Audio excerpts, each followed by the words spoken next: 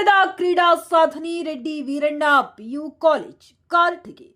ನವನಗರ ಶಿಕ್ಷಣ ಇಲಾಖೆ ಪೂರ್ವ ವಿದ್ಯಾಲಯ ಕರ್ನಾಟಕ ಸರ್ಕಾರ ರಾಜ್ಯಮಟ್ಟದ ಕ್ರೀಡಾಕೂಟಗಳನ್ನು ಡಿಸೆಂಬರ್ 13-14ರಂದು ಹನುಮಸಾಗರ್ ಶ್ರೀಮತಿ ಇಂದಿರಾ ಗಾಂಧಿ ವಸತಿ ಪದವಿ ಪೂರ್ವ ಕಾಲೇಜಿನಲ್ಲಿ ಜರುಗಿದವು. ಈ ಕ್ರೀಡಾಕೂಟದಲ್ಲಿ ಕಮ್ಮವರಿ ಶಿಕ್ಷಣ ಸಂಸ್ಥೆ ರೆಡ್ಡಿ ವೀರಣ್ಣ ಪಿಯು ಕಾಲೇಜ್ ವಿದ್ಯಾರ್ಥಿಗಳಾದ ಶ್ರೀ ಹೇಮಂತ್ ಸಾಯಿ ಮತ್ತು ಕುಮಾರಿ ನಿವೇದಿತಾ ಅವರು ರಾಜ್ಯಮಟ್ಟದ ಕ್ರೀಡಾಕೂಟ 2025-26 ಜಂಪ್ ರೋಪ್ U19 SGFI ರಾಜ್ಯಮಟ್ಟದ ಚಾಂಪಿಯನ್ಶಿಪ್ನಲ್ಲಿ ಪ್ರಥಮ ಸ್ಥಾನ ಗಳಿಸಿರುವುದು ನಮಗೆ ಅಪಾರ ಹೆಮ್ಮೆ ಮತ್ತು ಗೌರವದ ವಿಷಯವಾಗಿದೆ.